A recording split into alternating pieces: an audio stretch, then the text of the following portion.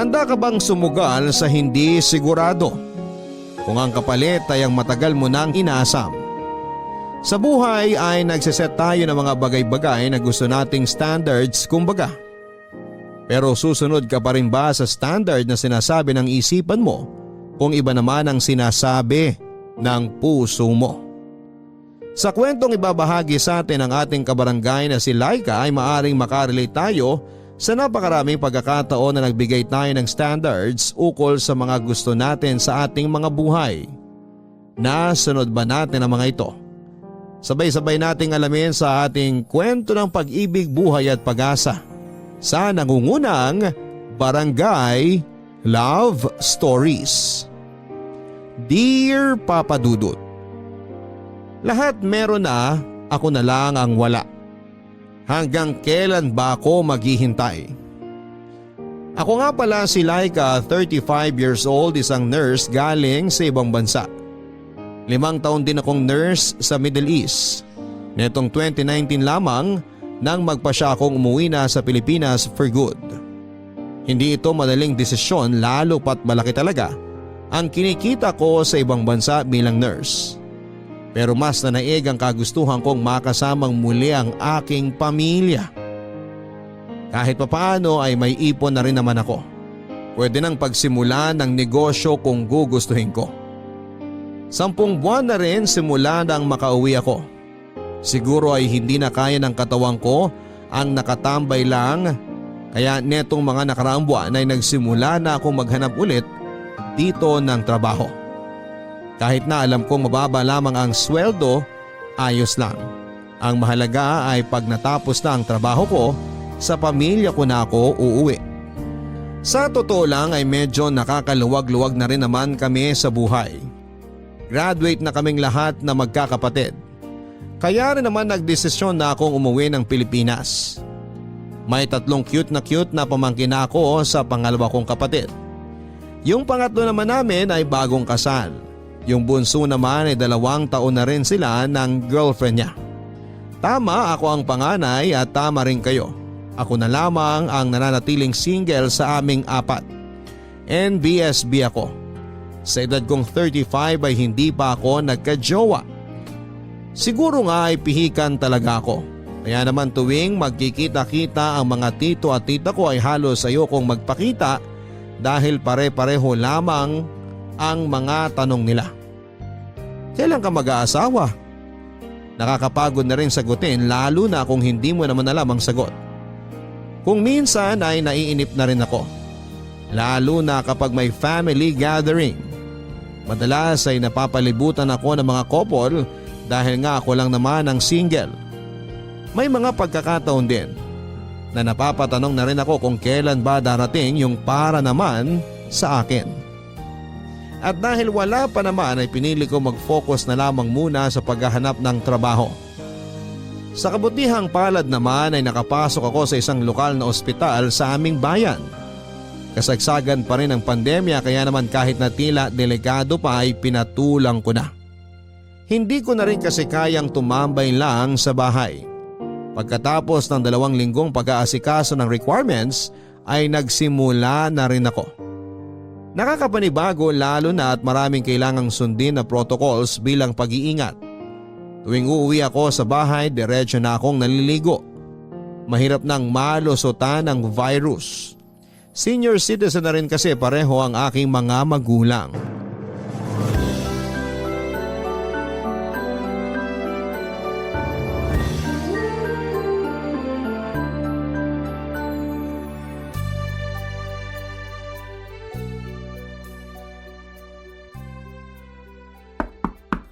Ate? Ate? Andiyan ka ba? Oo, nandito ako. Pasok ka. Kakauwi mo lang? Oo, kaya kakatapos ko lang ding maligo. Kumusta naman ang first week sa work? Ayun, masaya naman. Nakakamiss din naman magtrabaho eh. Di mo ba namimiss sa Middle East? Well, namimiss ko. Pero mas masaya pa rin magtrabaho pag puro mga kababayan mo ang kasama mo. Sa bagay. Pero alam ko, may sobrang mamimiss ka pa ron. Ha? Ano? Eh di yung sweldo. Ay, oo nga. Tama ka dyan. Kanina pumirma kami ng kontrata at tama ka. Pagkakita ko nga ng sweldo, na-miss ko bigla yung sweldo ko sa dati kong trabaho. Kaya hindi mo rin talaga masisisi yung mga gustong mang ibang bansa eh. Malayo talaga ang diferensya ng sweldo. Naisip ko rin dati na magtrabaho sa ibang bansa. Pero gusto ko sana sa Korea o sa Japan. Ba't di mo tinuloy? Tinamad ako magproseso ng mga papeles, ang dami eh. Tsaka parang mas masayang pumunta ron kung mamamasyal lang. Sa bagay, masarap ngang pumasyal sa ibang bansa. Kaya di ganun kalaking ipon ko eh, dahil inuna kong gumala. Okay lang yun ate. Kaya nga nagtatrabaho para magawa mo yung mga gusto mong gawin at mapuntahan yung mga gusto mong puntahan. Tama ka dyan. Naisip ko pa rin naman pumasyal sa ibang bansa ngayon. Pero syempre, kasama na si Jake. Ay, oo naman. Tingin mo ba magpapaiwan yun? Sasama talaga yun. Yun din ang usapan namin. Kung mangingibang bansa, trabaho man o pasyal, dapat magkasama kami. Walang maiiwan. Ganyan talaga pagkasal na, no? Ang tagal din kasi naming LDR ate. Buong time na magjowa kami, LDR kami. Ngayon pa lang talaga kami nagsama. Ngayong kasal na kami. Masaya ba? Hindi mo ba namimiss maging single? Siguro nag-a-adjust pa lang din kami pareho, lalo na ako. Alam mo naman 'di ba ate, kapag mga panganay, usually independent talaga. Kaya ngayong may asawa na ako, minsan nalilimutan ko na hindi na lang pala ako mag-isa. Gets. Kamusta naman si Jake? Alam mo naman yung kapatid mo na yun ate. May times na naririndi rin sa bunganga ko, pero mabait talaga yun. Madalas ako yung maldita. Pero hindi mo nga namimiss maging single? Hindi. Kasi sobrang na-enjoy ko naman yung pagiging single ko noon eh. Dahil nga independent ako, lahat naman noon nagawa kong mag-isa. Kumain sa paborito kong fast food, manood ng sine, mamasyal. Kaya mukhang wala naman akong na-miss. Pero hindi ka naman nagsisisi na si Jake ang una't huli mong naging jowa. Hindi ate, kasi worth it naman yung paghihintay ko ng tamang tao. Sana all. Bakit ate? Naiinip ka na ba? Minsan, oo. Minsan lang?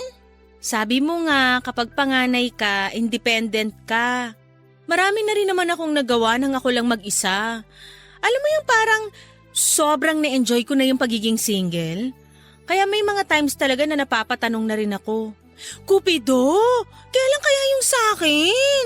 Di bali ate, parating na yun. Baka na-traffic lang. Na-traffic?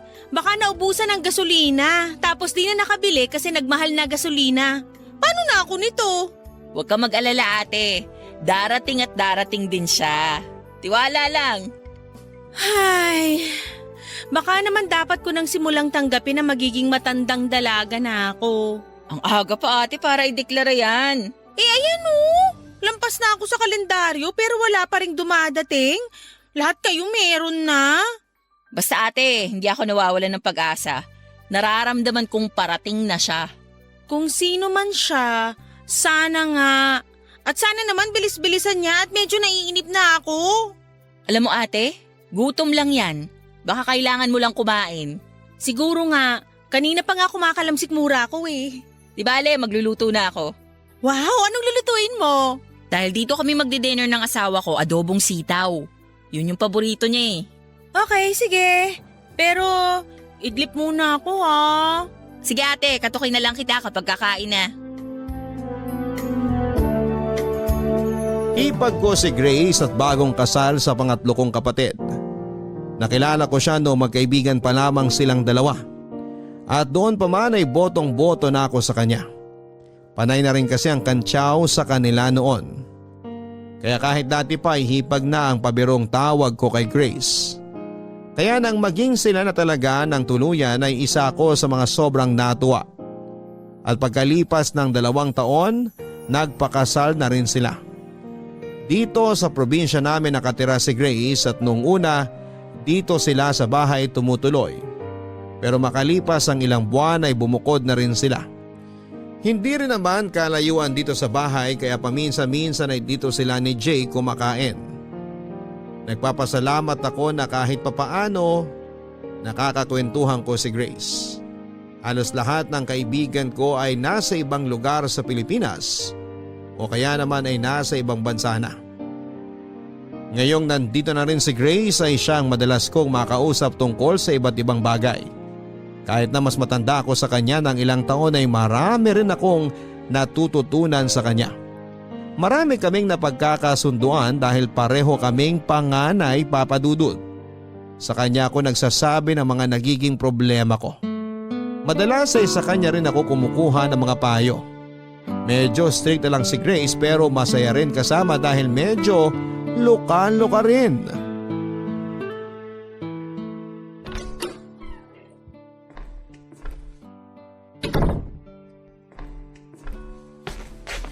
Kakauwi mo lang ate? Mas late ka na atang nakakauwi ngayon ah. Oo nga eh, medyo maraming pasyente kaya may mga unexpected overtime. Kaya pala. Kaya eto, nananakit na ang likod ko. Kanina pa ako nakatayo eh. Ang hirap din talaga maging nurse, no? Sinabi mo pa. Kaya bilib na bilib ako sa inyo eh. Hindi ko ma-imagine yung sarili ko na ginagawa yung mga trabaho nyo. Nakakapagod pero worth it naman. Lalo na kapag nakikita mong umuokay yung kalagayan ng mga pasyente. Iba rin talaga yung satisfaction, no? Kapag ginagawa mong mabuti ang trabaho mo.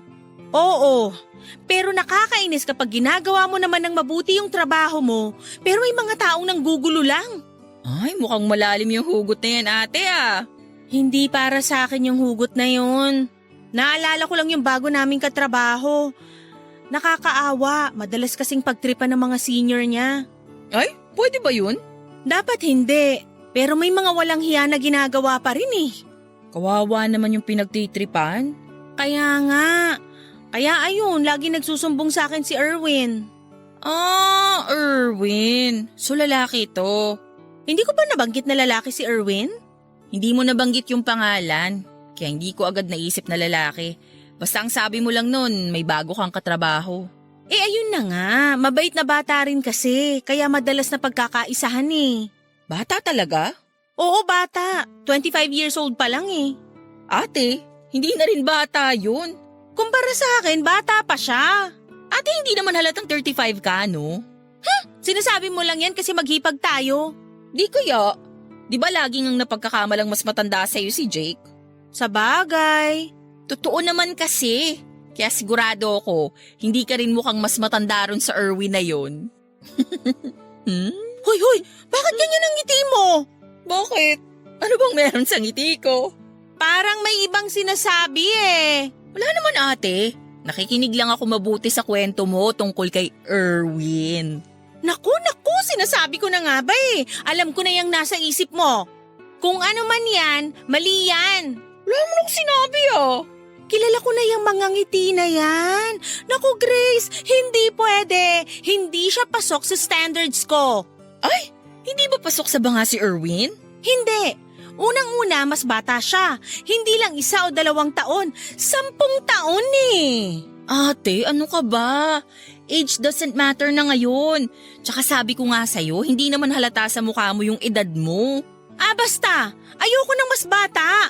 At ang pinaka-importanting detalye kaya hindi pwede. Bakit hindi pwede? Kamag-anak nyo ba? Sira? Hindi. Eh ano? May jowa na siya at matagal na sila ng jowa niya. Ay oo nga. No sa may sabit. Diba? Tsaka wala talaga sa kanya ni isa sa standards ko eh. Oo nga ate. Sige na nga, wait pa tayo. Hindi na bago sa akin ang naging reaksyon ni Grace. Ganon talaga lately ang mga tao sa paligid ko. Kapag may nababanggit akong bagong kakilalang lalaki, tila naglalakihan agad ang mga mata nila. Nakikitaan agad nila ng potensyal na maging future jowa ko. Sa totoo lang, kung ako lang ang tatanungin, hindi naman talaga ako nakakaramdam ng pressure sa pagiging single ko. Pero dahil sa mga sinasabi ng mga tao sa paligid ko ay parang nararamdaman ko na lamang ding bigla na dapat nga ay meron na. May isang tiyuhin pa ako na nagsabi sa akin na dapat daw ay hindi na ako mapili dahil tumatanda na ako. Kahit sino raw ay pwede na, ang mahalaga ay makapag-asawa. Naiinis ako sa mga ganong comment. Pakiramdam ko kasi dahil tumatanda ka na, wala ka na rin karapatang mamili ng taong makakasama mo sa habang buhay. Buti na lang at hindi naman gano'n ang mga magulang ko. Nag-worry rin sila para sa akin dahil ang laging sinasabi ng nanay ko, gusto niya na bago sila mawala ni tatay sa mundo, gusto nilang makita na hindi ako tatandang mag-isa. Yung magkakaroon din ako ng sarili kong pamilya. Pero hindi naman nila ako minamadali. Ang dili naman ng tatay ko ay hindi basta-basta ang pag-asawa kaya dapat ay sigurado ka. At yun talaga ang pinanghahawakan ko. Ayoko naman sa hindi ako sigurado. Kaya nga nag-set ako ng standards. Dapat mas matanda sa akin. May stable na trabaho at syempre yung handa akong tanggapin. At ang kasungitan ko. 3 buwan na ang lumipas at kahit papaano ay nakapag-adjust na rin ako sa trabaho. Araw-araw na nakakasalamuha ako ng mga pasyente. Lalo kong nakikita na kulang talaga ng nurses sa Pilipinas. Pero kahit na kulang ay marami pa rin ang umaalis. Nalulungkot man na mas marami talaga ang pinipiling umalis at magtrabaho sa ibang bansa ay eto rin ang realidad. Marami ang naniniwalang mas matutustusan nila ang kanilang pamilya kung aalis sila. Habang tumatagal ay nagiging mahal na rin ang mga bilihin kaya mas kailangan na rin ng mas malaking sweldo lalo na kung may mga anak. Kahit nga single ako ay nahihirapan pa rin akong i-budget ng mabuti ang sweldo ko. Minsan dahil marami akong ino-order na mga kung ano-ano online. Kaya siguro wala pa akong asawa at mga anak dahil hindi pa ako marunong magtipid. Nahihirapan ako magtipid pero alam kong hindi na ako dapat gumastos na katulad ng dati. Dahil una sa lahat ay hindi na ganong kalaki ang sweldo ko. Pangalawa, kahit papaano ay natutunan ko naman sa mga magulang ko ang maging praktikal. Hindi dapat bumibili ng hindi kailangan. Kapag naiisip ko ang dati kong sweldo ay may temptation na bumalik na lang ulit sa ibang bansa. Pero simula noong nagtrabaho na ako sa lokal na ospital ay nakita kong iba rin talaga kapag natapos ang araw o oras ng trabaho at uuwi ka sa piling ng pamilya mo. Madaling mapawi ang pagod lalo na kapag nakikita ko ang mga cute kong pamangkin. Pakiramdam ko ay sulit lahat ng kapalit ng malaking sweldo. Ay, Ang lalim naman nun. Bakit? May problema ba? kasi Napagtripan ka na naman. ganun na nga. Ano na naman ang ginawa ngayon? Day off ko na dapat bukas Pero nakipagpalit si Sir Mond sa akin. Meron daw siya importanteng lakad. Ba't di ka umangal? Makakaangal ba ako ron? Kapag nagsasabi yun, hindi naman paalam kundi pinapaalam na niya. So pumayag ka na lang. Wala naman akong choice Akala ko ba may lakad ka bukas? Meron nga. O paano yung lakad mo? Di wala na. Ay, ewan ko ba sa'yo? Napakabait mo naman kasi San ba dapat yung lakad mo? Nakapangako ako ng date sa girlfriend ko. Naku, patay tayo dyan. Paano na yan? Di siguradong away na naman. Kawawa ka naman. Pinagtitripa na dito sa ospital, maaaway pa ng jowa. Kaya nga Mukhang napapadalas pa naman away nyo lately. Kung ako sa'yo, magsasabi na ako kay Sir Mond. Pwede naman sigurong tumanggi paminsan-minsan. Sana nga ganun. Pero ginawa ko na yun dati. Sobrang uminit ng ulo niya tapos ilang araw akong pinag-initan. Ganun ba? Pambihira naman pala talaga yang si Sir Mond. Ngayon pa lang naririnig ko na yung boses ng girlfriend ko. Siguradong buliw na naman ang abot ko nito mamaya. Kung ako rin naman ang girlfriend mo, magagalit din talaga ako. Date kaya yun? Wow! Akala mo naman marami nang nakadate. Hoy, salbahe ka! Kahit papaano naman may alam ako sa relasyon. Hello, napapalibutan kaya ako ng mga magkarelasyon? Mukhang masyado ka kasing pihikan ate. Siguro nga, kaya wala pa rin akong jowa. Ano ba kasi yung ideal boyfriend mo? Simple lang naman. Gusto ko yung mas matanda sa akin, tapos may stable na trabaho. Yung kaya akong buhayin. Tapos gusto ko yung matatanggap ako at ang kasungitan ko. Kaya pala. Kaya pala ano? Kaya pala wala ka pang jowa. Paano mo naman nasabi? Ang taas ng standards mo Mahirap abutin. Doon pa lang sa tanggap ang kasungitan mo, medyo alanganin na. Kita mo tong batang to? Mataas ba talaga? Oo, hindi nga ako pasok eh. Aba, hindi ka talaga pasok. Edad pa lang di nauubra. Pero hindi naman na dapat basihan ng edad ngayon. Sa pag-ibig, wala namang edad-edad. Kapag mahal mo, mahal mo. Ganun ba? Ba, mukhang marami naman palang alam tong batang to pagdating sa pag-ibig ah. Eh kasi nga, hindi naman na ako bata.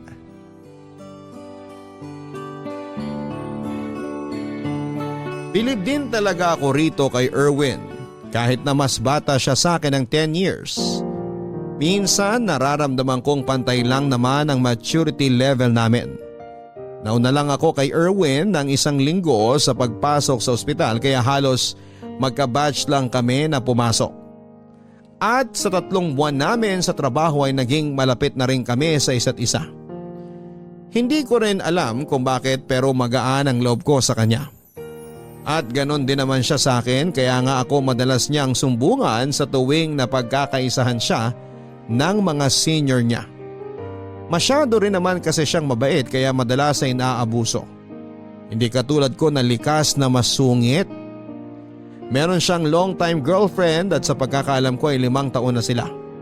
Netong mga nakaraan ay nababanggit niya na napapadalas ang away nila.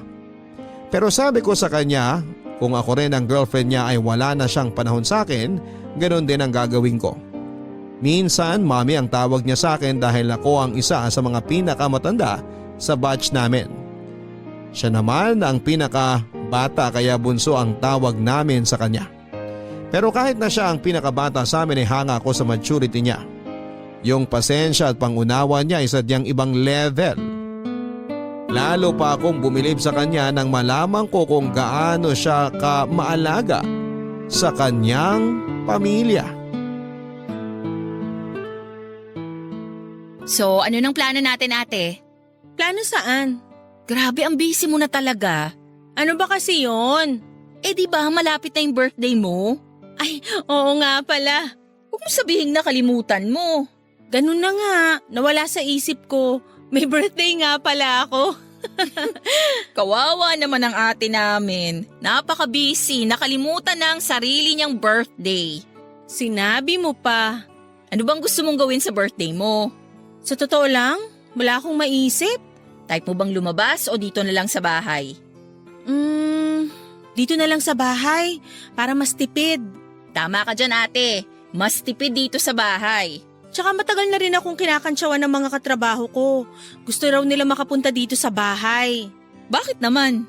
Luka-luka kasing isa naming kasama. Nakita niya raw tong bahay na daanan nila minsan. Mukha raw mansyon kaya gusto raw nila makita yung loob. Ganun? Kaloka nga. Parang nakaka-pressure tuloy. Kailangan ba nating mag-ayos ng bahay? Naku, hayaan mo sila. Huwag tayong ma-pressure. Bahala sila sa buhay nila kung ano man ang abutan nila dito sa bahay. Pero ano bang gusto mong ihanda, ate? Yung simple lang. Lechon siguro, ganyan. Ay wow, ang simple nga. Pero seryoso, basta merong karne at gulay. Okay na yon. Sige, isip ako ng menu. Ay, may request pala ako. Ano yun, ate? Gusto ko nung niluto mo dati na seafood platter. Ah, sige ate. Sure, no problem. Basta may budget. Naku, buti na lang talaga nandito ka, Grace. Kung hindi ko na alam ang gagawin ko. Ikaw naman ate, wala yun. Diba sabi ko naman sa'yo, hanggat hindi pa dumadating ang Mr. Right mo, kami muna ni Jake ang bahala sa'yo. Napaka-sweet talaga nito. Minsan tuloy nakakalimutan kong si Jake ang kapatid ko eh. Sabi nga rin niya, parang mas mahal niyo na raw ako kesa sa kanya eh. Kaya nga eh. Pero seryoso, Grace, hulog ka talaga ng langit sa pamilya namin. Buti hindi nauna mukha ako nung bumagsak ako, no ate? Ikaw talaga? O basta, tulungan mo ako maghanda ha. Pag-usapan natin yung menu bukas ng gabi. Okay ate, puntahan na lang ulit kita dito bukas. Sige, tapos ibibigay ko na lang din sa'yo yung budget. Ay, nga pala ate, bukod sa mga katrabaho mo, sino pa ang mga iimbitahan natin? Siyempre yung mga kamag-anak natin sa paligid. Pero actually, hindi naman talaga nila kailangan ng imbitasyon. Kapag naman may handaan, matik na yun eh. Sabagay, oo nga. Pero pwede kayang wag ko nang imbitahin yung mga magtatanong kung kailan ako mag-aasawa? Gusto mo ba ate, magsabi ako ng rules sa mga attend sa birthday mo? Sabihin natin, bawal magtanong kung may jowa ka na o kung kailan ka mag-aasawa. Pagkatapos naming mag-usap ni Grace ay nakaramdam ako ng kakaibang lungkot. Bigla ko lang na-realize na malapit na akong mag-36. Pero ang kausap ko pa rin tungkol sa kaarawan ko ay yung mga kapatid at kaibigan. Hindi tulad ng iba kong kabatch na nakikita ko sa mga post nila sa Facebook at Instagram na ang sumusurpresa at nagpaplano ng mga kaarawan nila ay ang mga asawa at anak nila.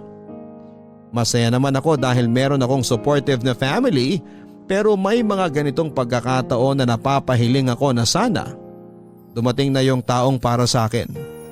Kung talagang na-traffic lamang siya, ang tagal naman. Kailan ba siya darating sa buhay ko nang sabay na kaming maglakbay at matraffic kung saan-saan? Para hindi nakakainip, hindi ba? Ito rin yung mga pagkakataon na talagang napapatanong ako kung ano bang mali sa akin. Pangit ba ako? Marami nagsasabi na hindi naman. Kapag tumitingin ako sa salamin, kahit papaano ay gusto ko naman yung nakikita ko. Pero bakit ganon? Wala man lang lumapit sa akin. Binawasan ko na yung sungit ko at minsan gusto ko nang sumuko. Baka naman panahon na para tanggapin na magiging isa na akong matandang dalaga. Baka dapat ay mag-focus na lamang ako sa kung paano ako magiging paboritong tita ng mga pamangking ko. Hindi pa naman ako tuluyang nawawala ng pag-asa. Pero minsan talaga ay nakakapagod na rin maghintay kung talaga bang may darating.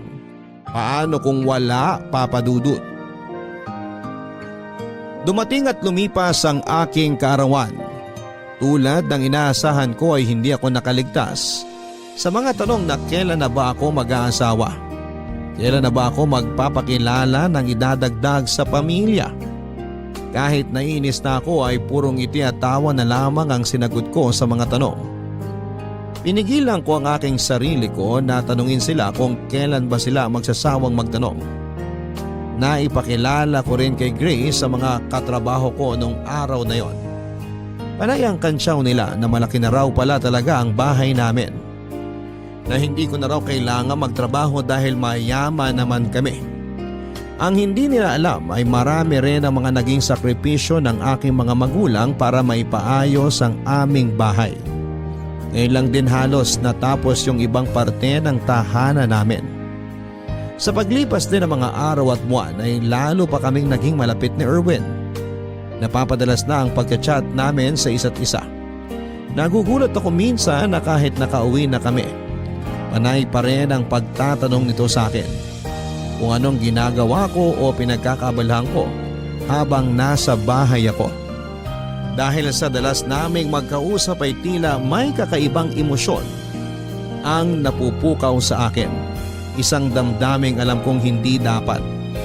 Parang nagugustuhan ko na si Erwin, pero pilit ko itong isinasantabi dahil una ay hindi naman pasok si Erwin sa standards ko. At higit sa lahat ay mali na may maramdaman ako para sa kanya dahil may karelasyon na siya.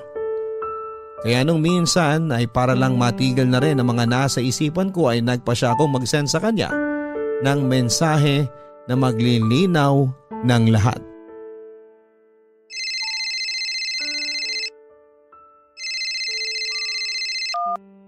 Hello? Hello, Ate Laika? Erwin, gabi na. Napatawag ka. Nandito ako sa labas ng bahay nyo. Ha? Anong ginagawa mo dyan? Pwede ba tayong mag-usap? Kahit sandali lang? Bukas na, magkikita naman tayo sa ospital. Ngayon na sana. Baka hindi ko na tumasabi bukas eh. Teka nga, lasing ka ba? Hindi naman. Nakainom lang. Sandali, hintayin mo ako dyan. Pagbubuksan kita ng gate. Okay, sige.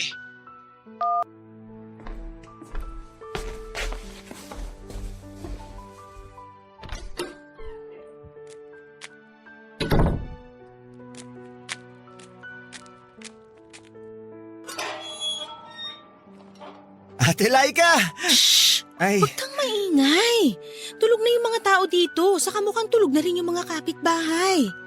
nagising ba kita? Pasensya ka na ha. Halika nga rito, dito tayo banda sa gilid. Baka may makakita sa'yo dyan kung ano pang masabi eh.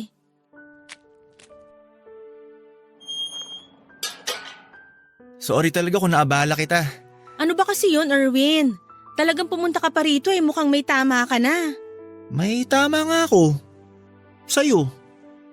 Yun ang sagot ko sa tanong mo. Oo, may gusto ako sa'yo. Alam mo, umuwi ka na.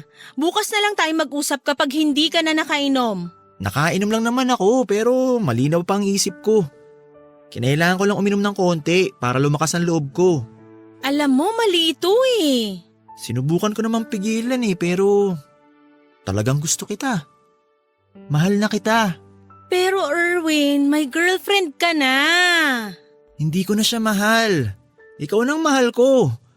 Gusto mo na rin naman ako, di ba? Hindi ko alam, Erwin, kasi…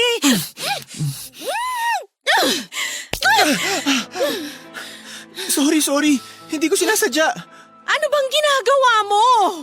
Patawarin mo ako, Ate Laika. Nadala lang ako ng emosyon ko. Kaya nga sabi ko sa'yo, umuwi ka na muna. Ate, please. Pakinggan mo muna ako. Wala naman talaga tayong dapat pag-usapan eh. Nagtanong lang naman ako para maging malinaw sa ating dalawa yung sitwasyon natin. Dahil itong mga nakaraang araw, tuwing magka-chat tayo, nagigilty na ako. Bakit ka naman magigilty? Wala naman tayong ginagawang masama. Yun ang akala natin. Pero tuwing nag-uusap tayo, nagpapalitan ng sweet messages, ang totoo, may nasasaktan na tayo. Pero napipigilan ba yun? Oo! Dapat nung una pa lang hindi na natin ginawa. Sabi ko naman sa'yo, di ba? Pinigilan ko naman ang sarili ko, sinubukan ko naman. Pero mali nga, Erwin. Kasalanan ko ba kung hindi ka maalis sa isip ko? Pagpasok ko pa lang sa trabaho, ikaw na agad hinahanap ng mata ko. Tuwing uuwi ako at naghihiwalay tayo, lagi kong iniisip kung ano na kayang ginagawa mo. At tuwing magtatanong ako sa'yo, lagi ka naman nagre-reply. Kaya nga, hindi natin namalayan na may mali nang nangyayari. Pero di ba, gusto mo na rin naman ako? Hindi na importante yon. Bakit hindi? Dahil wala rin naman tayong patutunguhan. Hindi mo na kailangang marinig yung sagot ko dahil kahit saang anggulo natin tingnan, mali ito. Pero pwede naman natin itama. Oo, pwede pa natin itama kaya dapat umuwi ka na. Lalong mas hindi maitatama tong sitwasyon natin kung uuwi ako. Dahil uuwi ka na, magpapahinga at kakalimutan na natin to. Itigil na natin kung ano man to. Ate Laika naman, hindi ko kaya. Kaya mo, kaya natin. Dapat kayanin natin. Dahil maling-mali to. Teka lang. Sige na, Erwin, umuwi ka na. Umuwi ka na! Ate Laika, teka lang!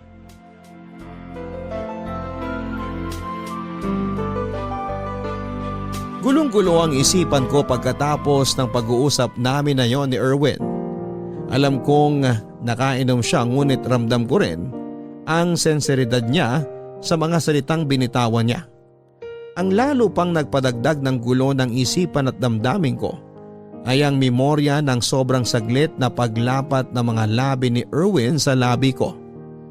Kahit na sobrang saglit lang noon ay damang-dama ko sa buong katawan ko ang kuryenteng hindi ko maipaliwanag. Kung wala lang ako sa katinuan ng mga oras na yon, baka hindi lang saglit at siguro ay ginantihan ko pa ang halik niya. Nagpapasalamat na lamang ako at umiral pa rin ang katinuan ng isipan ko. Siguro dahil alam kong maling-mali talaga ang namamagitan sa aming dalawa. Hindi man malinaw kung ano yon, alam ko lang na siguradong makakasakit kami. Hindi ako nakatulog ng gabing yon. Iniisa-isa ko ang mga dahilan kung bakit mali at hindi kami pwede ni Erwin. Binalikan ko ang standards ko sa isang karelasyon. Dapat ay mas matanda sa akin. Hindi pasok si Erwin dahil sobrang mas bata siya. Dapat ay may stable na trabaho. Hindi stable ang trabaho namin at hindi ganun kalaki ang sweldo. Hindi sasapat kung bubuo ng pamilya. Pero ang pinaka-importante sa lahat ay meron na siyang nobya. Yun ang pinakamahalagang dahilan. Simula rin ang gabing yon, nagpa siya akong iiwas na ako kay Erwin habang maaga pa. dapat ay patayin na ang baga upang hindi na lumaki ang ningas ng apoy. Dahil din sa desisyong ito ay tila naging mabigat ang pakiramdam ko ng mga sumunod na araw at hindi yon nakalampas kay Grace Papadudut. Ate! Ate! Ate! Ay, ikaw pala. Kanina ka pa tulala. Okay ka lang ba? Sorry, may iniisip lang. Mukhang malalim yung iniisip mo ah. Kasi ilang araw ka nang ganyan. Ha? Anong ibig mong sabihin? Akala mo ba hindi ko napapansin? Ilang araw ka na kayang laging tulala. Ganun ba? Di lang yun. Parang ang tamlay mo pa lately. Masama bang pakiramdam mo? Okay lang ako. Sigurado ka ba? Baka naman mamaya sa sobrang busy mo sa trabaho, maging pasyente ka na rin. Huwag kang mag-alala, Grace. Iniingatan ko rin naman ang kalusugan ko. Lalo na't senior citizen na rin ang mga magulang ko. Kapag nagkasakit ako, baka mahawa sila dahil nasa iisang bahay lang kami. Pero bakit ka nga malungkot, ate? Halata bang malungkot ako? Oo, at hindi lang basta malungkot eh. Parang ang bigat ng dinadala mo. May mga kailangan lang kasi akong pag-isipan. Kung ano man yan, huwag ka na sana masyadong ma-stress. Actually, hindi ko rin naman matatago sa'yo ng matagal to eh. Kaya sabihin ko na lang siguro, no? Mas mabuti pa nga ate. Huwag kang mabibigla ha. Sige, pipilitin kong wag mabigla. Si Erwin kasi, nagtapat siya sa akin. OMG, talaga? Oo, gusto niya raw ako. Ano sinabi mo? Hindi ko alam. Pero yung totoo ate, ano bang nararamdaman mo sa kanya? Ang hirap eh. Ayoko naman sana makaramdam ng kahit ano para sa kanya. Pero siguro dahil sa dalas naming mag-usap, hindi ko na malaya na nahulog na rin pala ako sa kanya. Sinabi mo ba yan sa kanya? Hindi, pero mukhang nararamdaman niya rin. Alam mo ba, naramdaman ko na to. Talaga? Oo ate, ayaw lang kitang pangunahan.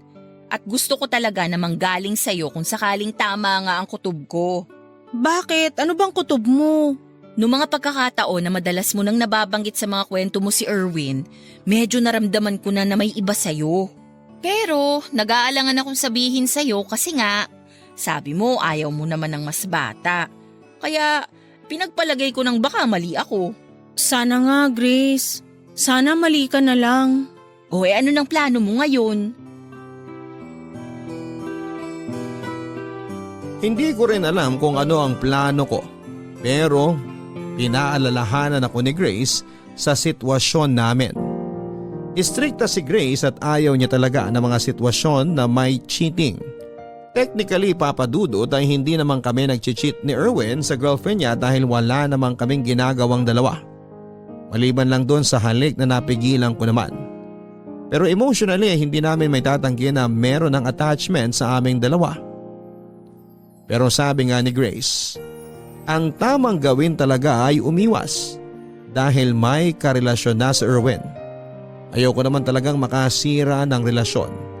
Kung ilalagay ko ang sarili ko sa sitwasyon ng girlfriend niya ay ayoko rin na maranasan yon. Kaya habang maaga pa ay dapat nang putulin ang dapat na putulin. Kaya kahit nasasaktan na rin ako, desidido na akong layuan si Erwin. Dahil yun din ang tamang gawin, Papadudut. Hindi ito magiging madali pero kailangan kong kayanin. Araw-araw ay kinukumusta ako ni Grace at pinapaalalahanan. Ang sabi niya sa akin ay mas mabuti nang masaktan ako ngayon habang hindi pa ganon kalalim ang sugat. Dahil kung hahayaan kong lumalim na, mas mahirap nang gamutin. Kaya ngayon pa lamang na kahit papaano ay mababaw pa. Dapat ay simulan ng gamutin para hindi maging malalim ang peklat. Tinis kong hindi na sumagot sa mga chat ni Erwin. Sinubukan kong alisin ang kung anumang nararamdaman ko para sa kanya. Pinilit kong maging professional sa aking trabaho. Hindi ko maiwasan doon si Erwin pero kinakausap ko na lamang siya kung kailangan. Nagtataka na rin ang mga katrabaho namin dahil alam nilang malapit talaga kami sa isa't isa. Pero walang ibang nakakaalam sa sitwasyon namin kundi kaming dalawa lamang, bukod kay Grace. Hindi na kami sabay na kumakain at hindi na rin sabay na umuuwi. Sobrang nami-miss ko siya, Papa Dudut. Kapag meron kasing nakakainis na pasyente o magandang nangyari ay agad naming hinahanap ang isa't isa para kwentuhan. Pero lahat yun ay nawala na, natapos na. Kahit sobrang hirap ay pinanindigan ko ang desisyon ko. May mga pagkakataon na sinusubukan ni Erwin na makiusap ngunit agad akong humahanap ng dahilan para hindi siya kausapin. Ayoko makasira ng relasyon. Ng matagal ng relasyon. Hindi biro ang 5 taon, Papa Dudut. Ang hindi ko lang din naman maintindihan sa sarili ko ay habang pinipigilan ko ay tila lalo pang tumitindi ang nararamdaman ko para kay Erwin. Kahit na anong gawin kong pagkumbinse sa sarili ko na hindi siya pasok, sa lahat ng standards ko ay parang lalong tumitiim. Sa puso ko ang masasayang alaala naming dalawa. Dahilan para lalo ko siyang mamiss. Pero tinibayan ko ang aking kalooban. Kahit na anong chat at tawag niya ay pinili kong maging matapang na hindi sagutin ang mga yon. Hanggang sa isang araw ay na-corner na ako ni Erwin. Laika, teka lang. Ate! Ha? Ate Laika ang itawag mo sa akin. Hindi. Hindi na kita tatawaging ate simula ngayon. Bahala ka. Laika, mag-usap naman tayo kahit sandali lang. Nakainom ka na naman ba? Hindi ah. Kagagaling kaya natin sa duty, paano naman ako iinom? Malay ko ba kung tumagay ka habang break? Nakita mo na bang ginawa ko yun? Hindi pa. Kasi hindi ko talaga gagawin yun. Laika, teka lang. Pwede bang tumigil ka muna sa paglalakad? Saglit lang. Ano ba yun, Erwin? Di ba nag-usap na tayo? Hindi pa ulit. Wala naman tayong dapat pang pag-usapan. Malinaw na ang lahat, di ba? May kailangan tayong ayusin. Wala namang tayo Pero pwedeng magkaroon. Hindi nga pwede, may girlfriend. Wala na. Anong wala na? Wala na kami. Anong ibig mong sabihin? Wala na kami. Break na kami. Malaya na ako. Nakipag-break ka ba dahil sa akin? Matagal na kami nagkakalabuan. Hindi lang namin inaamin. So nung dumating ako, nagkaroon ka na ng dahilan para hiwalayan siya. Hindi naman sa ganun. Bago pa tayo naging close, nagkakaproblema na talaga kami nun. Madalas ko naman makwento sa'yo, di ba? Yung mga pag-aaway namin. Ano bang gusto mong isipin ko? Ano bang hinihintay mong reaksyon ko? Laika, kahit ilang beses mo pang itanggi, alam ko namang gusto mo na rin ako. Napaka-confident mo naman dyan.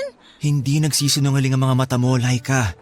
Kahit na hindi mo ako iniimik nitong nakaraang buwan, alam ko na namimiss mo rin ako. Ano bang pinagsasasabi mo? Laika, bakit hindi natin subukan? Alam ko naman na pareho tayong nararamdaman. Bakit hindi natin pagbigyan yung mga sarili natin na maging masaya? Hindi ko alam kung kaya kong maging masaya pagkatapos kong makasira ng relasyon. Bago ka pa man dumating, matagal nang may lamat ang relasyon namin. Ilang beses na rin kami naghiwalay pero nagkakabalikan lang ulit. Umaasang pwedeng maayos pa. Pero sa pagkakataong to, sigurado ako na wala na kaming dapat pang balikan. Hindi ko pa alam, Erwin. Hindi ko pa alam kung anong dapat isipin. Isipin mo tayo. Kakayanin ba talaga nating maging masaya? Oo, kakayanin natin. Bakit naman hindi? Parang masyadong mabilis Baka nabibigla ka lang sa mga desisyon mo. Baka kailangan muna nating mag-isip pa. Laika, mababaliw na ako kakaisip. Sa bawat araw na hindi mo ako kinakausap, pakiramdam ko mababaliw na ako. Pwede bang kumalma muna tayo? Tsaka na muna tayo mag-usap. Palipasin muna natin yung mga bagay-bagay. Kapag hindi na matindi yung emosyon natin, tsaka pag mas malinaw na rin ang mga isip natin. Basta, Laika, sobrang linaw ng isipan ko ngayon. Alam ko ang mga sinasabi ko. Sige na, Erwin. Aalis na muna ako. Laika, maghihintay ako. Dahil siguradong sigurado ako sa'yo.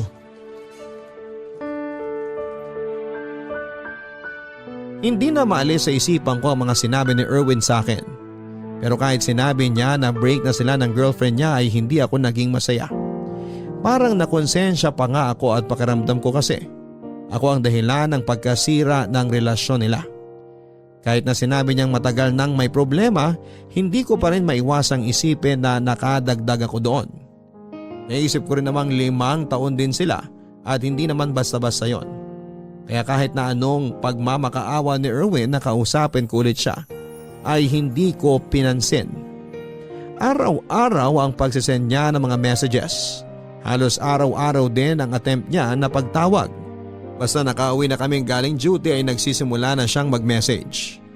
Hanggang isang araw papadudot ay nakatanggap ako ng mensahe mula sa girlfriend niya. Nabasa niya raw ang conversation namin ni Erwin at ako raw pala ang dahilan. Kaya siya hiniwalayan nito. Galit na galit siya at kung ano-ano pang mga masasakit na salita ang sinabi niya sa akin. Nandiyan pang nagbanta siya na pupuntahan niya ako sa bahay at susugurin para malaman ng buong pamilya ko kung ano ang pinagagawa ko. Hindi ko pinansin ang lahat ng yon. Nagpa siya ako na i-block na lamang siya upang hindi na ako makatanggap ng kahit na anong mga mensahe mula sa kanya. Pero lagi akong kinakabahan na baka nga sumugod siya sa bahay namin. Pero sa awa naman ng Diyos ay hindi naman siya dumating kahit na minsan. Matagal ko ring tiniis ang tunay na nararamdaman ko para kay Erwin. Ngunit tulad pa rin ng dati, habang lalo kong tinitiis, tila lalo pang tumitindi. Lalo na tuwing mababasa ko ang mga mensahe niya na handa siyang maghintay. Hindi ko na talaga maikakaila sa sarili ko na gusto ko na rin siya. Naalala ko pa rin ang gabing saglit na naglapat ang aming mga labi. Pero dahil gulong-gulo pa rin ako ay hindi ko pa rin sinagot ang mga chat at tawag niya. Hindi ko pa rin alam kung tama bang maging masaya kami kung meron namang kaming nasaktan. Ang dami kong nararamdamang takot, lalo pat alam ko kung gaano ka mapanghusga ang mga tao sa paligid namin.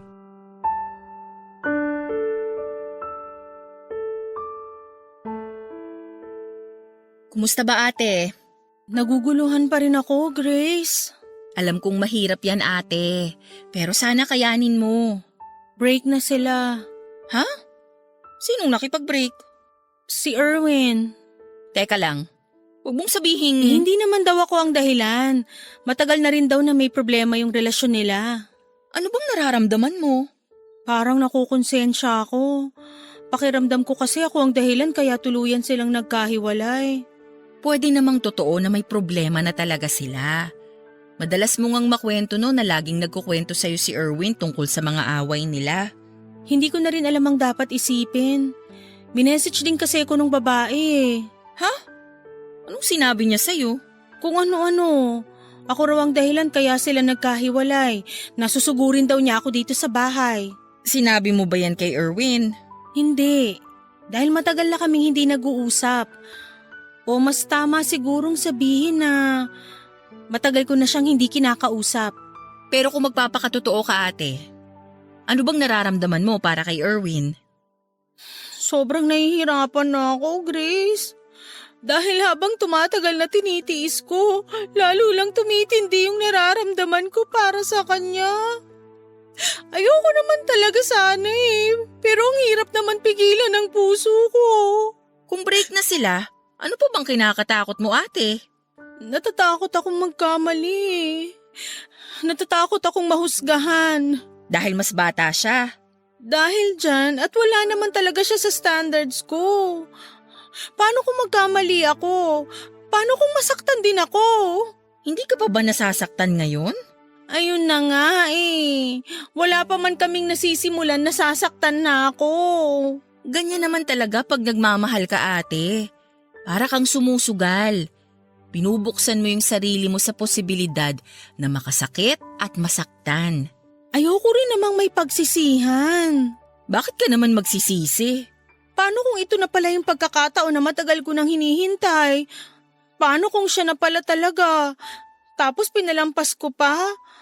Baka magsisi rin ako sa bandang huli. Pero hindi ba masyado ring mabilis ate? Isa pa yan sa mga naiisip ko. Ayoko ring masaktan ka ate. Kahit na alam kong nasasaktan ka na ngayon. Pero hindi ko maiwasang isipin na kung nagawa niya yan sa naging girlfriend niya ngayon, hindi niya kaya magagawa yan sa'yo? Alin? Ang saktan din ako? Oo. Paano kung maging kayo tapos sa mga susunod na panahon, may makilala siyang bago, maging malapit din siya ron at magustuhan din niya? Kasi parang ganun yung nangyari sa inyo. Hindi ko na rin alam, Grace. Ang dami-daming tumatakbo sa isip ko ngayon. Basta ang sa akin lang ate, pag-isipan mo muna sanang mabuti. Paano pag napagod na siyang maghintay? Pag napagod siya agad, ibig sabihin, hindi talaga totoo yung nararamdaman niya para sa'yo. Natatakot ako na baka mapagod nga siya. Ngayon pa lang ako nakaramdam ng ganito sa isang lalaki. At sana, hindi ka lang nabibigla ate. Pag-isipan mong mabuti muna. Hayaan mo muna siyang maghintay. Hirap na ako, Grace. Araw-araw tinitiis kong hindi sagutin yung mga message at tawag niya. Paano kung isang araw hindi na dumating yung mga yon? Pag nangyari yun, dun mo na mapapatunayan kung gaano siya kasigurado sa'yo. Hanggang kailan ba ako dapat maghintay? Hanggang sa sigurado ka na. Yung handa ka na talagang sumugal ng walang pag-aalinlangan. Darating ba yun? Oo ate. Kapag hindi ka na natatakot sa sasabihin ng iba at ang mas mahalaga na sa'yo ay yung totoong nararamdaman mo. Ang hirap naman pala nito, Grace. Napakakomplikado namang magmahal. Gusto ko lang naman maranasan din ang mahalin para hindi ako laging naiinggit sa inyo. Pero grabe, sobrang challenging naman ito. Ganyan talaga ate. Mas mahirap, mas worth it. Sa mga magulang ko, tingin mo ba okay lang sa kanila kung sakaling ipakilala ko si Erwin? Bakit mo natanong? Dahil ba mas bata siya sa'yo? Oo, at hindi lang ako basta mas matanda sa kanya. 10 taon ang agwat namin. Ate, hindi naman mahalaga yung kinananay at tatay. Ang mahalaga sa kanila, yung maging masaya ka. Naguguluhan pa rin ako. Basta ate, kahit anong mangyari, nandito lang kami. Nakasuporta lagi para sa'yo.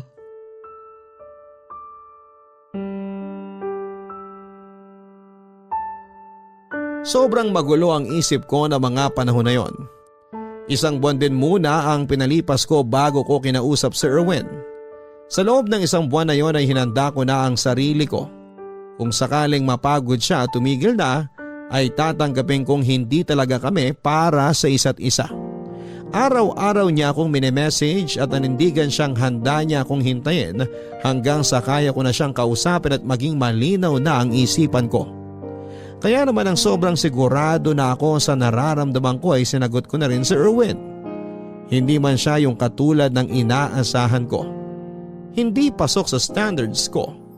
Hindi pasok sa banga, sabi nga ni Grace. Alam ko lang na totoo ang nararamdaman ko para sa kanya. Totoo pala yon, Papa Dudut. Yung mga hinihintay natin ng pagkatagal-tagal ay dumarating sa mga panahong hindi natin inaasahan. Kaya kahit mahirap, sumugal ako. Alam kong pwede akong masaktan pero handa na ako. Mahal ko eh. Maraming salamat po sa pagbasa ng aking sulat. Sana ay marami pa kayong tao na ma-inspire. Ako ang inyong kabarangay forever, Laika. Maraming beses talaga na naglalagay tayo ng mga standards na gusto natin sa buhay. Pero maraming beses na rin nating napatunayan na hindi laging nasusunod ang mga standards na ito, lalo na pagdating sa pag-ibig. Dahil sabi nga nila ang pag-ibig daw ay parang sugal yan. Pwede kang manalo, pero pwede ka ring matalo. Ang kailangan mo lang ay maging matapang na harapin kung ano man ang kahihinatnan ng mga desisyon mo. At kailangan mo lang maging matapang na panindigan ang mga pinili mo. Ang mahalaga pa rin sa huli ay hindi ang sasabihin ng ibang tao, kundi ang naging totoo ka sa sarili mo.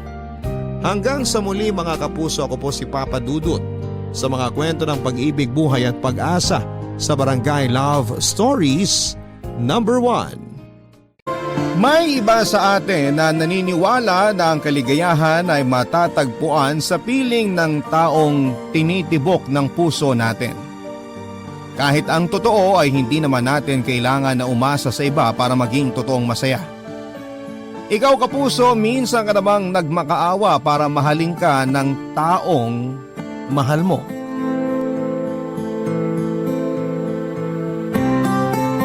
Dear Papa Dudut, madalas kong naririnig na hindi ka raw makakaranas ng totoong pagmamahal hanggat hindi ka pa nasasaktan. Para sa akin, mas mararamdaman mo na tunay ang isang pag-ibig kung alam mo kung paano pahalagahan ang sarili mo. Hi Papa Dudut, just call me George, 27 years old at nagtatrabaho sa isang accounting firm dito sa Maynila. Matagal na rin po akong listener ng inyong radio program na Barangay Love Stories. Pero ngayon ko lang po naisipan na sumulat sa inyo. Hindi naman kasi kakaiba ang kwento ko pero sigurado ako na makapag-iiwan din ako ng aral sa mga nakikinig ngayon. Nasa first year college ako nang makilala ko si Ami sa isang charity event. Nasa same university kami at naging close kaagad kasi masasabi ko na magkaparehas kami ng ugali. Nasa second year college naman ang magsimula ako manligaw sa kanya, Papa Dudut. Ramdam ko na malaki ang pag-asa ko sa kanya kasi habang tumatagal noon, mas nagiging sweet na kami sa isa't isa. Yung para bang kami ng pero hindi pa nga lang opisyal. Palagi na kasi kaming magkasama sa school kapag wala kaming klase. Magkausap sa cellphone at magka-text kapag nasa bahay kami. Umabot na nga ang panliligaw ko sa kanya hanggang sa mag third year college na kami, Papa Dudut.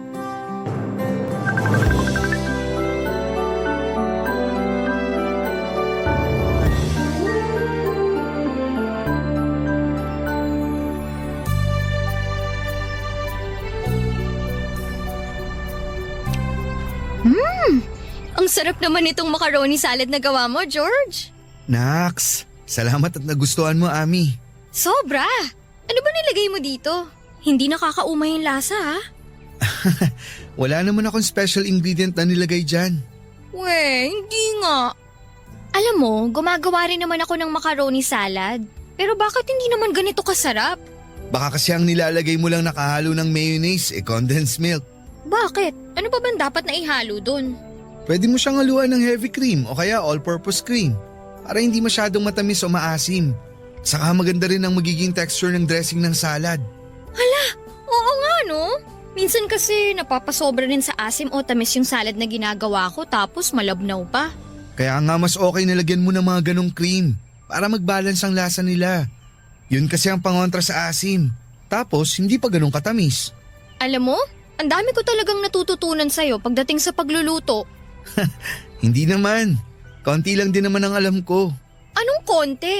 Ang dami ko kayang nalalaman na secret recipe o ingredient mula sa'yo. Natutunan ko lang din naman yung mga yun sa nanay ko.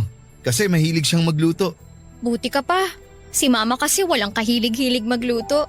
Pero thank you kasi dinala mo ako dito sa park. Sobrang relaxing pala dito. Ayaw mo kasing manood ng sine ngayon. Saka ayaw mo rin na tumambay sa mall. Kaya ito ang naisip ko na tambayan natin. Mas okay nga dito kaysa doon sa mga dati nating pinupuntahan eh. Kasi mas tipid. Sira. Mas okay dito kasi hindi ganun karami ang tao tsaka hindi rin maingay. Sa bagay. Sa totoo lang, mas gusto ko rin talaga dito kasi mas nararamdaman ko na kasama kita. Ha? Ano ibig mong sabihin? Palagi naman tayo magkasama sa school ah. Oo nga, pero iba pa rin yung mga ganitong lugar. Pakiramdam ko, parang solo natin ang mundo. Ang corny mo, alam mo yun? Pero sa bagay, tama ka naman din sa sinabi mo. Kasi tignan mo nga oh, ang konti ng tao dito sa park. Kaya parang solo na rin talaga natin tong lugar. Kaya sa susunod, ibang park naman ang puntahan natin. Yung mas maganda ang view. Para mas relaxing din ang date natin. Sige ba? Pero kahit naman saan tayo pumunta, nare-relax ako basta ikaw ang kasama ko, Ami. Ewan ko sa'yo, ang dami mong baon na banat dyan ah. Totoo naman ang sinabi ko. Makasama lang kita kahit saglit. Buo na kaagad ang araw ko. Konti na lang talaga, dudumugin na tayo ng mga langgam dito sa pwesto natin sa tamis ng mga sinasabi mo. Kumain na nga lang tayo kasi magbabike pa tayo mamaya, di ba? Oo, may nakita na ako na pwedeng rentahan na bike dito sa park. Mas masaya raw mamasyal kapag nakabike eh. Excited na ako kasi ang tagal ko na rin hindi nakakapag-bike. Ubusin na nga natin itong mga pagkain na dala mo, George. O eto, susubuan na kita nitong macaroni salad.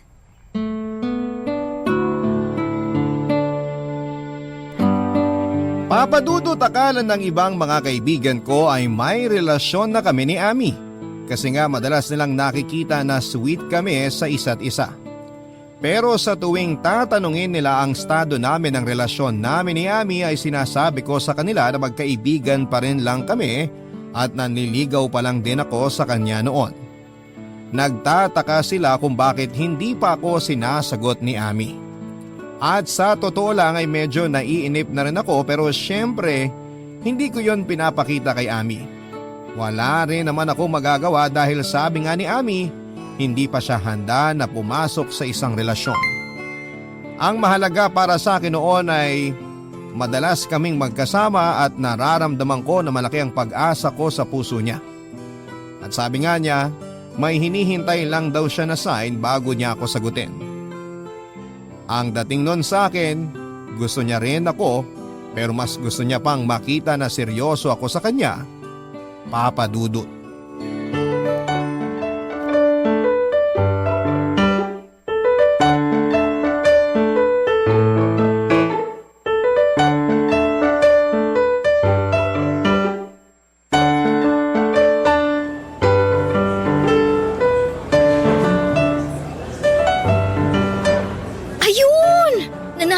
Sa nilalaro ko dito sa cellphone ko.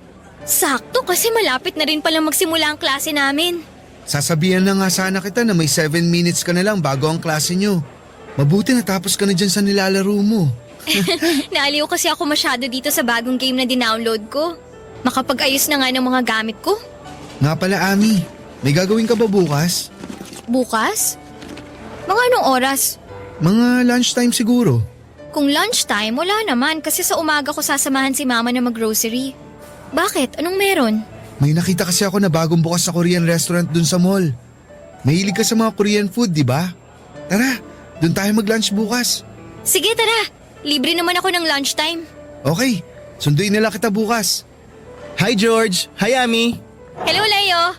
Sakto ang dating mo kasi paalis na rin ako dito sa kantin. Samahan mo tong kaibigan mo ang bagal kumain. Kanina pa niya kinakain yung chami niya hanggang ngayon di pa ubos. Mabagal kasi talaga kumain yan si George. Tama! Uy, grabe kayong dalawa sa akin ha. O sige na, alis na ako at baka maliit pa ako sa klase ko. Okay, basta yung lakad natin bukas ha.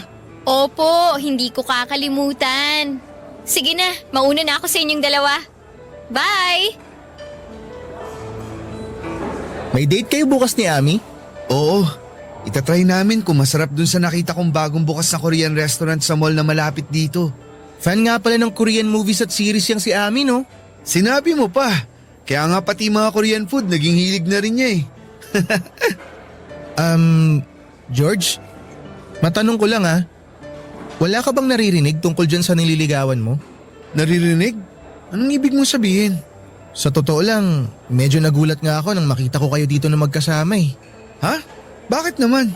Eh kasi, narinig ko dun sa isang kasamaan ko sa soccer team na parang nagkakamabutihan na raw sina Ami tsaka si Ed.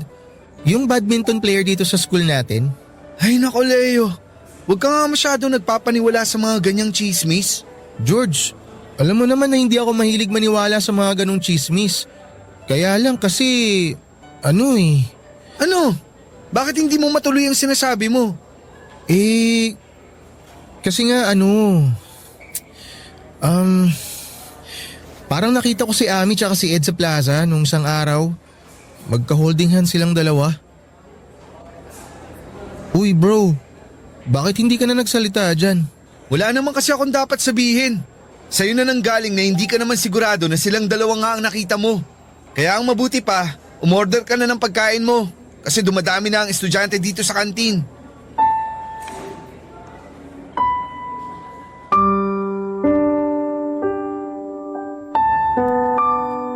Papa Dudut, hindi talaga ako naniniwala sa sinasabi ng kaibigan kong si Leo. Kahit alam ko na wala siyang dahilan para mag-imbento ng kwento, imposible rin naman na maging totoo ang sinasabi niya na may ka-holding hands na ibang lalaki, si Ami. Hindi naman kasi si Ami ang tipo ng babae na madaling makuha o mapasagot. Kaya nga, mahigit 1 taon na ako nanliligaw sa kanya noon, kaya naman kesa magtalo pa kami ni Leo, sinabi ko na lang ulit na baka nagkamali lamang siya nang nakita niya.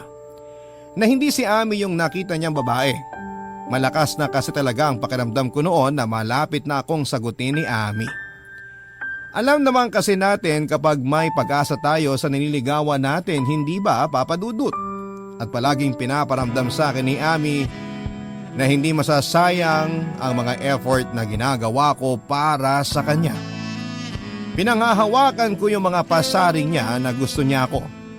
Pero hindi pa lang siya handa na pumasok sa pakikipagrelasyon ng mga panahon na yon, Papa Dudut. Kaya naman nag-aabang na lamang ako sa magiging sagot niya. Barangay Love Stories. Barangay Love Stories. Di ko na rin nakikita kung sino ang madalas niyang nakakasabay kumain at umuwi. Hindi na rin kasi niya madalas na nasasagot ang mga tawag ko. Hindi na rin siya madalas na nagre-reply sa mga text ko sa kanya. Pero hindi pa rin ako bumitaw, Papa Dudut, at iniisip ko na nga lang na totoo ang dahilan na ibinibigay niya sa akin. Na busy lamang talaga siya sa academics niya at mga requirement para makagraduate, Papa Dudut.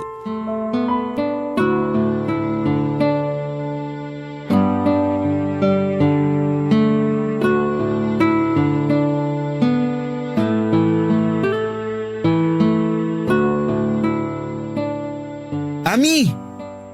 Ami, sandali! Ang bilis naman maglakad ni Ami. Kanina ko pa tinatawag pero hindi niya ako nililingon. Ay! Ami! Ami, hintayin mo ako! Ami! Oh, George! Naabutan din kita sa wakas. Kanina pa kita tinatawag pero hindi mo naman ako pinapansin. Naku, pasensya na. Naka-earphones kasi ako at nakikinig ng kanta. Ganun ba? Ay, kaya naman pala hindi mo ako naririnig. Oo, sorry talaga. Bakit mo nga pala ako hinahabol? Eh kasi 'di ba, sabay tayong magla-lunch. Hinintay kita sa kantin pero hindi ka naman dumating. Tapos nung nakita nga kitang naglalakad dito sa field, hinabol na kita. Hala, oo nga pala. Nakalimutan kitang i-text kanina na na-extend ang klase ko kaya doon na lang kami sa kabilang kantin kumain ng mga kaklase ko. George, sorry ha. Nawala talaga sa isip ko kasi na-empty bat din ang cellphone ko kanina. Wala namang kaso sa akin yun, Ami. Saan ka nga pala pupunta? Dyan lang. Saang dyan lang? Tara, samahan na kita. Naku, wag na. Kaya ko naman maglakad mag-isa. Alam ko namang kaya mo, pero gusto lang sana kitang samahan. Lika na, saan ka ba pupunta? Hindi na nga, George. Ako na lang mag-isa maglalakad. Sige na, baka may klase ka pa. Wala akong klase, kaya may oras ako para sa'yo. Ikaw lang naman ang walang oras sa akin eh. Ano bang pinagsasasabi mo? Ami, alam kong alam mong ibig kong sabihin. Hindi ka na masyadong nagre-reply sa mga text ko. Hindi mo na rin sinasagot ang mga tawag ko. Ano naman ngayon? Required ba na palagi akong sumagot kapag nagtitext o tumatawag ka sa akin? Hindi naman sa ganun. Kaya lang kasi, kahit kapag nagyayaya ako na lumabas tayo, palagi ka rin namang busy. Ano magagawa ko? Sa busy nga ako sa mga ganap dito sa school at thesis ko. Alam mo, George, parang masyado ka lang nagiging demanding. Uy, hindi naman ah. Ah, talaga? Hindi? Kahit ang dami mong nirereklamo sa akin ngayon? Alam mo, mas mabuti siguro kung tumigil ka na lang sa panliligaw mo sa akin. Uy, Ami, wag naman ganun. Sorry na. Na-miss lang naman kita kaya nagkakaganito ako. Ayun na nga eh. Hindi pa kita boyfriend pero nakakasakal na yung mga kinikilos mo. Makaalis na nga. Sinasayang mo lang ang oras ko. Ami, sandali lang. Mag-usap muna tayo. Ano ba? Bitawan mo nga ako. Wala na tayong dapat na pag-usapan, George. At uulitin ko ha. Tumigil ka na sa panliligaw mo sa akin para manahimik na rin ang mundo ko sa'yo. Hindi mo naman kailangan gawin yun. Promise, Hindi na ulit ako mangungulit. Basta hayaan mo lang ako sa ginagawa kong panliligaw. Hindi nga pwede! Bakit hindi na pwede? Kasi may boyfriend na ako. Kaya layuan mo na ako at tigilan mo na ako. Papadudot sa kabila ng mga sinabi sa akin ni Ami ay hindi rin kagad ako sumuko sa kanya. Palagi pa rin ako nagtitext sa kanya kahit na hindi na siya nagre-reply. At minsan din ay nilalapitan ko siya kahit ayaw na niya akong kausap. Nagpapadala rin ako ng regalo sa bahay niya kahit na hindi ko sigurado kung tinatanggap o tinatapon lang ba niya yon. Gusto ko lang na makita niya na ako ang mas karapat dapat na lalaki para sa kanya. Na ako na lang sana ang piliin niya. Pero dumating ang araw na napagod at sumuko rin ako at tuluyan na akong huminto sa paghahabol ko kay Ami. Mabuti na lang papadudot patapos na rin ang huling taon namin sa kolehiyo kaya naman nagawa kong makapag-move on kaagad. Lumuwas ako ng Maynila at dito na nagtrabaho. Malaking factor din kasi yon na hindi ko na siya madalas na nakikita kaya nagawa ko rin kalimutan si Ami. Sinimulan kong mag-focus sa sarili ko pero wala pang isang taon ang nakalipas ay nagkaroon kagad ako ng bagong inspirasyon. Hindi nga nagtagal ay naging girlfriend ko rin ang inspirasyon kong si Isabel, papadudot.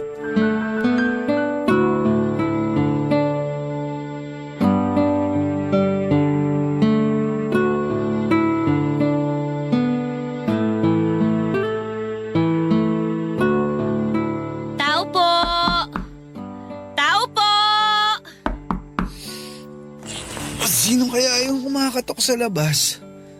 Nakatulog pala ako dito sa sofa. Teka, anong oras na ba? 1:00 na pala ng madaling araw. Sinong pupunta dito sa apartment ko ng ganitong oras? George! George, nandyan ka ba? Oh, Tao boses po! ni Isabel yun ah. Ano bang ginagawa niya dito ng ganitong oras? Buksan ko na nga yung pinto.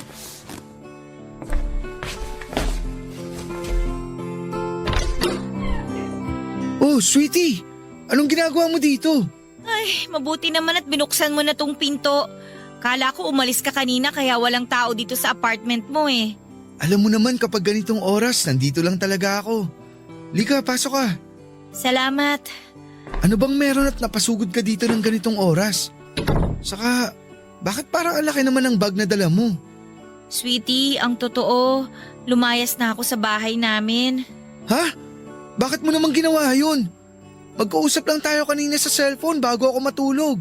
Wala ka namang kahit na anong binanggit na aalis ka ng bahay niyo at pupunta ka dito. Wala talaga akong binanggit kasi alam ko na pagod ka kanina galing sa trabaho. Pero sweetie, di ba nakwento ko na sa'yo dati na napapadalas ang pag-aaway namin ni Mama? Oo nga, pero hindi naman sapat na dahilan yun para lumayas ka sa bahay niyo. Hindi mo kasi ako naiintindihan eh. Uy, sweetie, bakit naman bigla ka na lang umiyak? Eh kasi parang ayaw mo ako dito sa apartment mo eh. Hindi naman sa ganun. Nagulat lang ako kasi nga napasugod ka ng ganitong oras. Tapos may dala ka pang mga gamit. Eh kasi nga, lumayas na ako sa bahay namin. Paulit-ulit lang, George. Ay, ano ba talagang nangyari? Anong pinagtalunan niyo ng mama mo? At bakit ka nagalit sa kanya? Hindi naman talaga ako galit kay Mama. Oo, masama yung loob ko. Pero hindi siyang dahilan kung bakit umalis ako sa bahay namin. Eh sino palang dahilan? Yung bagong kinakasama ni Mama. Oh, bakit? Anong ginawa niya sa'yo? Ang totoo, George. Matagal ko na siyang nahuhuling binobosohan ako habang naliligo sa banyo. Umaalis din naman kagad siya kapag nahuhuli ko siya. Sinabi ko yun kay Mama dati. Pero nagalit lang si Mama at sinabihan ako na wag raw ako mag-imbento ng kwento. Kaya lang kanina habang nasa palengke si Mama, natakot na talaga ako. Kasi naramdaman ko na pinipilit buksan ng boyfriend ni Mama yung pinto ng kwarto ko. Mabuti na lang nakadouble lock ang pinto ko noon kaya hindi niya ako nagawang pasukin sa kwarto. Pero hindi ko na kayang magtiis sa pangmamanyak na ginagawa niya sa akin. Natatakot ako na tuluyan niya na akong magawa ng masama. Kaya nagdesisyon na ako na lumayas na sa bahay namin. Bakit naman hindi mo kaagad sinabi sa akin ang tungkol dito? Dahil ayoko ng gulo. Ang gusto ko lang, makalayo na kay Mama at sa manyakis na lalaking yun. George, dito na lang ako sa place mo. May trabaho naman ako. Makakapag-share ako sa mga gastusin mo dito. Promise, hindi ako magiging pabigat sa'yo. Basta, hayaan mo lang ako dito. Ayoko na kasi sa amin. Natatakot na talaga ako sa boyfriend ni Mama. Pero kung ayaw mo talaga na dumito ako, sige, ayos lang. Wala naman ako magagawa eh. Hahanap na lang siguro ko ng ibang pwede kong tuluyan na bahay. Ano ka ba? Siyempre hindi na kita hayaang umalis. Nagulat lang talaga ako sa biglang pagdating mo kanina. Pero ayos lang sa akin ang lahat. Dito ka na lang sa apartment ko, Isabel. Huwag kang mag-alala. Hindi ko hahayaan na masaktan o malapitan ka ng hayop na lalaking yun. Papadudot, nakilala ko si Isabel sa isang kantin na madalas kong kainan dati sa dati kong pinagtatrabahuhan. Maganda siya at simple lamang kung mag-ayos, mabait din siya at malambing magsalita. Yon ang mga katangian niya na nakakuha ng atensyon ko. Kaya nang maging madalas na ang pag-uusap namin at pagbabatian ay kinuha ko na rin ang pangalan niya sa Facebook, pati na rin ang cellphone number niya. Doon kami nagsimula na madalas na magkausap hanggang sa niligawan ko na nga siya at naging girlfriend. May 3 buwan pa lamang kaming magkarelasyon nang kumatok si Isabel sa place ko at nagsabi na gusto na niyang magsama kami sa isang bahay, papadudot. Nagdalawang isip pa talaga ako noong una kasi sa totoo lang ay hindi ko alam kung ano ang tamang gawin tungkol sa bagay na yon. Pero nang umiyak na nga si Isabel sa harap ko at sabihin niya ang tungkol sa pagtatangka sa kanya ng masama ng kinakasama ng mama niya, hindi na ako tumanggi pa sa gusto niyang mangyari na tumira siya sa apartment ko. Barangay Love Stories. Barangay Love Stories. Papadudot, nag-live-in na nga kami ni Isabel at nagtulungan sa mga gastusin sa bahay. At tama nga ang ibang tao sa sinasabi nila na mas makikilala mo ang karelasyon mo kapag nagsama na kayo sa iisang bubong. Dahil marami akong na-discover sa ugali ng partner ko na hindi ko pa alam noong umpisa. May pagkamudi pala siya lalo na kapag may menstruation siya.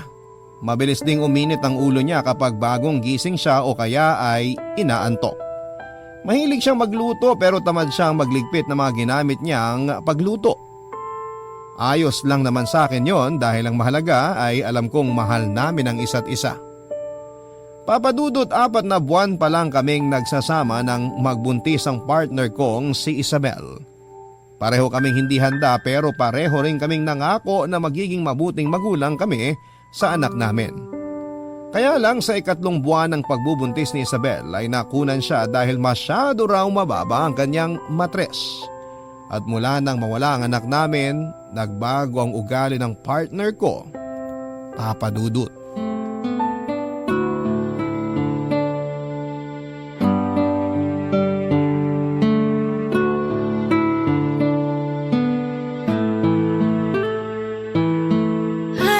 Nakakapagod ang traffic. Grabe. Sweetie, mabuti naman at nakauwi ka na. Ginabi ka na yata masyado. Oo, nag-general cleaning kasi kami sa kantin kanina kaya late na kami pinauwi ng supervisor namin. Kaya pala mukhang pagod na pagod ka. Kumain ka na ba? Talaga ba, George? Tinatanong mo pa talaga sa akin yan? Ha? Bakit? May mali ba sa tanong ko? Gusto ko lang naman malaman kung kumain ka na eh. Malamang, hindi pa ako kumakain. Sa tingin mo ba may madadaanan pa akong bukas na kainan ng ganitong oras? O sige, sandali lang. Magsasaing lang ako ng kanin. Ano? Hindi ka pa nakakapagsaing? Oo, hindi pa nga. Huwag mong sabihin na hindi ka pa rin nakakapagluto ng ulam. Sweetie, pasensya na. Hindi ko naman kasi alam na dito ka maghahapunan. Kumain na kasi ako bago umuwi dito. Kaya akala ko ganun din ang gagawin mo kasi nga ang sabi mo, may overtime kayo sa trabaho, kaya di na ako nagluto. Pero hindi ko naman sinabi na sa labas na ako kakain, di ba? Oo nga, pero yung kasi ang akala ko. Ano ba kasing ginawa mo dito sa bahay? Ang aga mo nag-text sa akin kanina na nakauwi ka na dito ah. Maaga nga, pero nag-ayos kasi ako ng toilet bowl natin. Eh di ba nung isang araw lang inayos mo na rin yun? Gumagawa ka lang yata ng dahilan eh. Totoo ang sinasabi ko, Isabel. Nagkaroon na naman kasi ng bara yung toilet bowl at nahirapan akong tanggalin. Doon talaga ako nagtagal kanina. Nakakabwisit George? Isabel, huwag ka nang mainis. Hindi ko naman kasi talaga alam na hindi ka pa kumakain eh. Paano ko hindi maiinis? Pagod na nga ako galing sa trabaho, tapos wala pa akong dadat na pagkain dito sa bahay. Mabilis lang naman magsaing. Tapos anong ipapaulam mo sa akin? Delata na naman. Gusto mo yata talaga ako mamatay ng maaga eh. Siyempre hindi. Ano ba yung sinasabi mo? Eh halos araw-araw mo na akong pinapakain ng mga ulam na galing sa lata. Ano ba talagang gusto mo mangyari? Magkasakit ako sa bato? Ganito na lang. Maghanap lang ako ng bukas na karinderya para makabili ako ng kanin sa kalutong ulam. Hintayin mo na lang ako dito sa bahay. Wag na. Hindi na lang ako kakain. Ha? Eh di ba hindi ka pa nga naghahapunan? Saglit lang naman akong bibili ng pagkain sa labas. Hintayin mo na ako. Alam mo George, malilipasan lang din naman ako ng gutom kakahintay sa pagbalik mo. Kaya mabuti pa, itulog ko na lang to. Teka, Isabel, saan ka pupunta? Sa kwarto, matutulog na ako. Buwisit! Buwisit na bahay to! Buwisit na buhay to! Buwisit talaga! Papadudot ng magbago ang ugali ni Isabel at magsimula ang malamig na pakikitungo niya sa akin ay inisip ko na gawa lang yon ng pagkawala ng anak namin. Na hanggang sa mga oras na yon ay nagdadalamhati pa rin siya kaya madalas siyang galit o mainit ang ulo kahit sa mga simpleng bagay lang. Madalas ako nakakatanggap ng mga sigaw o pagmumura mula sa kanya at minsan ay naririnig ko mula sa kanya na hindi na siya masaya sa pagsasama namin. Nakala ko ay nasasabi niya lang dahil mainit ang ulo niya. Hindi niya rin ako pinagbibigyan sa kama pero wala namang naging problema sa akin tungkol sa bagay na yon. Mahal ko si Isabel at gagawin ko ang lahat para intindihin siya. Kaya lang hindi ko alam na darating kami sa point na susubukin ng ibang tao ang relasyon naming dalawa. Hindi ko napaghandaan ang bagay na nadiskubre ko tungkol sa kanya. Sobrang sakit. Kasi ng panahon na yon kay Isabel ko na pinaikot ang mundo ko, Papa Dudut.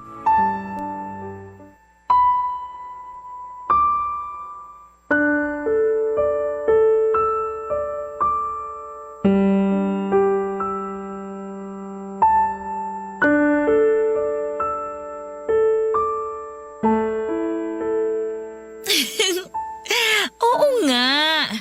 Bukas nga tayo magkikita. Promise, hindi na ako malilate. Aagahan ko para mas marami tayong oras para sa isa't isa. Miss na kasi talaga kita eh. Sino yung kausap mo? George? Bakit nandito ka na? Akala ko mamaya pang uwi mo kasi may overtime kayo sa trabaho. Ang tanong ko ang sagutin mo. Sino yung kausap mo? Kaibigan ko lang. Kaibigan mo lang? Talaga? Oo nga, ano ba kasing problema mo? Patingin nga ako ng cellphone mo. Ayoko nga. Akin na yung cellphone mo, Isabel. Ayoko nga, ano ba? Akin Bigyan mo nga sabi. tong cellphone ko. Ano ba kasing problema mo, George? Gusto ko lang makita kung sino yung kinakausap Ano mo. ba? At kilig na kilig ka dyan. O yan! Ayan ang cellphone ko, isaksak mo sa baga mo. Kainis ka. Rex? Sino tong Rex na nasa last call history ng cellphone mo, ha? Kaibigan ko nga lang yan. Sinabi ko na sa'yo kanina, di ba? Kaibigan, pero kilig na kilig yung boses mo nang marinig kita kanina bago ako pumasok dito sa kwarto. Sabihin mo nga sa akin, saan mo ba naging kaibigan tong Rex na to? Alam mo, nakakairita ka na eh. Ano ba kasing pakialam mo kung saan ko nakilala mga kaibigan ko? May pakialam ako kasi boyfriend mo ako. Ah, ganon. O sige, para tigilan mo na yung pakikialam mo sa buhay ko, maghiwalay na lang tayong dalawa. Tapos ngayon nakikipaghiwalay ka dahil lang dito sa Rex na to? Nakikipaghiwalay ako kasi nakakabwisit na yung ugali mo. Nakakasakal ka na eh. Umay na ako sa'yo at sa pagiging makitid ng pag-iisip mo. Kaya mabuti pa, tapusin na natin ang lahat sa ating dalawa. Hindi ako papayag. Bakit? Humihingi ba ako ng permiso sa'yo? Sa ayaw at sa gusto mo, tapos na tayo, George! Isabel, wag naman ganito. Pag-usapan naman natin ng maayos to. Nag-uusap naman tayo ng maayos ah. Maayos kung tinatapos ang relasyon natin ngayon. Pero hindi naman to ang solusyon sa problema natin. Sorry kung nagalit ka agad ako kanina. Hindi ko sinasadya na sigawan ka. Wala na akong pakialam kung sinasadya mo o hindi. Ang gusto ko na lang, mag-break na tayo! Isabel, mahal mo pa rin naman ako, di ba? Ayusin na lang natin to. Sorry na. Ayun na nga, George eh!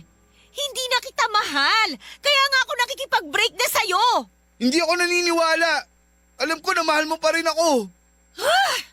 Okay, fine! Aaminin ko na para matauhan ka na. May iba na akong mahal. Si Rex, yung lalaking kausap ko sa cellphone kanina. Mahal ko na siya. Kaya umalis ka na dyan sa harap ko, mag-i-empake na ako ng mga gamit ko. Isabel naman, please. Huwag mong gawin sa akin to. Hindi ko kayang mawala ka sa buhay ko. Huwag mo akong iwan. Bitiwan mo nga ako, Parang George. awa mo na, Huwag mo Isabel. nga akong yakapin. Ano ba? Huwag mo Alis ka akong nga dyan, iwan. mag-i-empake na ako. Alis dyan! Huwag mo kunin mo ang gamit mo. Huwag ka umalis sa bahay na to.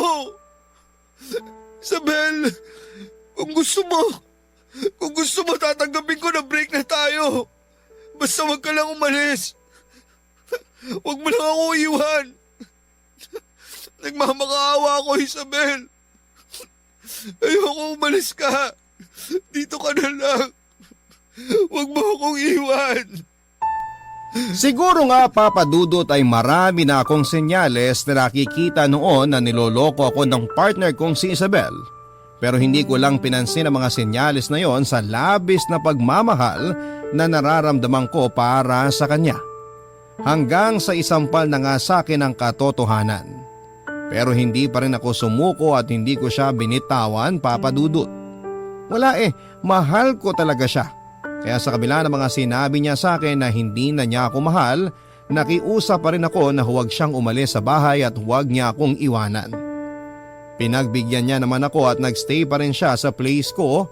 Pinagsilbihan ko siya kahit palagi niyang pinaparinig sa akin na may kausap na siyang ibang lalaki sa cellphone.